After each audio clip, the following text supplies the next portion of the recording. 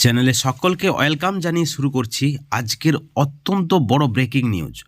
সুখবর রাজ্যের সমস্ত স্তরের চুক্তিভিত্তিক শিক্ষক, শিক্ষাকর্মী এবং কর্মীদের জন্য।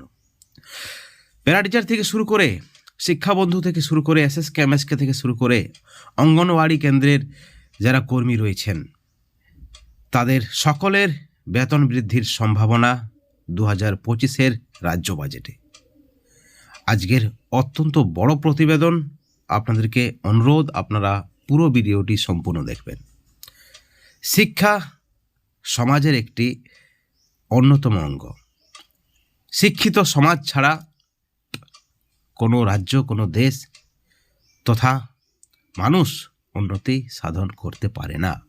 শিক্ষা ছাড়া সমাজ সভ্য হয় না এবং শিক্ষার জন্য বেশ কিছুগুলি সুবিধা থাকা দরকার এবং এই সকল সুযোগ সুবিধাগুলি শিক্ষাকে আরও উন্নতি করে তোলে। সেখানে যদি একজন শিক্ষক, শিক্ষাকর্মী বঞ্চিত থাকে, সেটা কিন্তু সার্বিকভাবে শিক্ষার ক্ষতি। আপনারা সকলে জানেন আমরা কাদের কথা বলছি। আপনারা সকলে জানেন যে পশ্চিম বাংলার প্রায় লক্ষাধিক শিক্ষক, শিক্ষাকর্মী এই মুহূর্তে চরম আর্থিক কষ্টে ভুগছে। তারা 20 বছর 22 বছর ধরে বঞ্চিত। দীর্ঘদিন ধরে তাদের একটাই দাবি, উপযুক্ত বেতন বা ভাতা, কিন্তু সরকার তাতে কান দেয়নি। অবশেষে সরকারের সদিচ্ছা, অত্যন্ত বড় ব্রেকিং নিউজ আপনাদেরকে জানিয়ে রাখি। আপনারা সকলে জানেন বাজেট শুরু হচ্ছে 12 তারিখ, অধিবেশন, রাজ্য অধিবেশন 10 তারিখ থেকে, এবং এই 12ই ফেব্রুয়ারি বাজেট শুরু হচ্ছে এবং 2 সপ্তাহ ধরে এই অধিবেশন চলবে। এবং আমাদের কাছে যে খবর রয়েছে, রাজ্য বাজেটে রাজ্যের সমস্ত শিক্ষক, শিক্ষাকর্মী, সেখানে পার্শ্ব শিক্ষক, এসএসকে এমএসকে, শিক্ষাবন্ধু, একাডেমিক সুপারভাইজার থেকে শুরু করে ম্যানেজমেন্ট স্টাফ থেকে শুরু করে আইসিডিএস কর্মী থেকে শুরু করে সিভিক ভলেন্টিয়ার থেকে শুরু করে ভিআরপি থেকে শুরু করে আশাকর্মী থেকে শুরু করে সমস্ত চুক্তিভিত্তিক শিক্ষক, শিক্ষাকর্মী, সর্বশিক্ষা মিশনের আন্ডারে যারা রয়েছেন এবং কর্মীদের জন্য, প্রত্যেকের জন্য রাজ্য সরকার অর্থ বরাদ্দ করতে চলেছে। অর্থাৎ প্রত্যেকের জন্য কিছু না কিছু বেতন বা ভাতা বৃদ্ধি করবে রাজ্য সরকার, সূত্র মারফত এই খবরটা রয়েছে। বন্ধুগণ, আপনাদেরকে আমরা বারবার বিভিন্ন ভিডিওর মাধ্যমে এই বার্তা দিয়েছি যে রাজ্য সরকারের একটা পজিটিভ মনোভাব তৈরি হয়েছে, কারণ দীর্ঘদিন ধরে শিক্ষক, শিক্ষাকর্মীদের বঞ্চিত করে রাখা যায় না। কোথাও না কোথাও একতার অভাব রয়েছে, একত্রিত হতে পারেনি চুক্তিভিত্তিক শিক্ষক সংগঠনগুলি। তার ফলে দাবি আদায়ে অবশ্যই দেরি হয়েছে। আপনারা জানেন সেই 2018 সালে বেতন বৃদ্ধি হয়েছে। তারপর থেকে পার্শ্ব শিক্ষক থেকে শুরু করে যারা শিক্ষাবন্ধু রয়েছেন তারা সকলেই কিন্তু একটাই দাবি করে যাচ্ছেন যে বর্তমান বাজার দ্রব্যের যেভাবে মূল্য বৃদ্ধি 2025-এর বাজারে দাঁড়িয়ে কোনোভাবেই 10,000, 12,000, 9,000 টাকায় সংসার চলতে পারে না।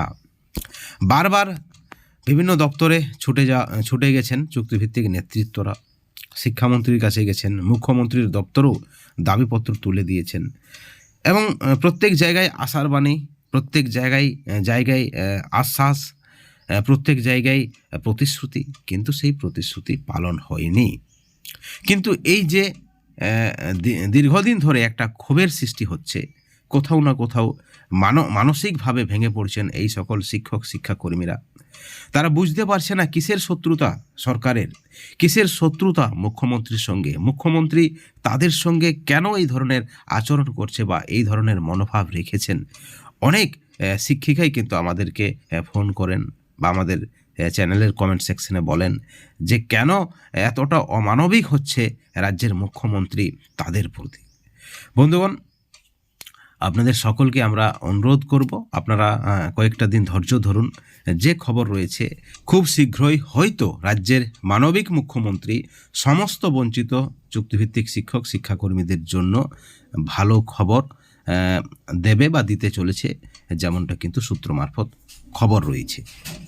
কয়েকদিন ধরেই আমরা আপনাদের সামনে এই খবর পরিবেশন করছি। অবশেষে বিভিন্ন সংবাদ মাধ্যমেও এই খবর প্রকাশিত হয়েছে যে রাজ্য বাজেটেই বেতনে বড়সড় বৃদ্ধি হতে পারে। সমস্ত ধরনের চুক্তিভিত্তিক শিক্ষক শিক্ষাকর্মী যারা রয়েছেন, সমগ্র শিক্ষা মিশনের আন্ডারে যে সকল কর্মীরা রয়েছেন, অর্থাৎ চুক্তিভিত্তিক শিক্ষক শিক্ষাকর্মী এবং কর্মীদের জন্য ভাতা বৃদ্ধি বা বেতন বৃদ্ধির একটা সম্ভাবনা রয়েছে। ইতিমধ্যেই বিভিন্ন খবরের কাগজে প্রকাশিত। বাজেটে প্যারাটিচার সহ যারা অঙ্গনওয়াড়ি কর্মী রয়েছেন, সহকারী কর্মী রয়েছেন, সিভিক ভলেন্টিয়ার রয়েছেন, শিক্ষাবন্ধু রয়েছেন, অর্থাৎ প্রত্যেকের জন্য রাজ্যের ভাবনা চিন্তা রয়েছে, যেমনটা কিন্তু খবর। কারণ কি, এই যে বঞ্চনা 2025-এ দাঁড়িয়ে এই বঞ্চনা সীমাহীন বঞ্চনা, এবং এই বঞ্চনা হয়তো শিক্ষা ব্যবস্থার ক্ষতি করতে পারে। কারণ একটা কথা হচ্ছে যে খালি পেটে শিক্ষাদান হয় না, সেটা কিন্তু অত্যন্ত বাস্তব। সেখানে শিক্ষামন্ত্রী থেকে শুরু করে মুখ্যমন্ত্রী কেউ অস্বীকার করতে পারবেন না।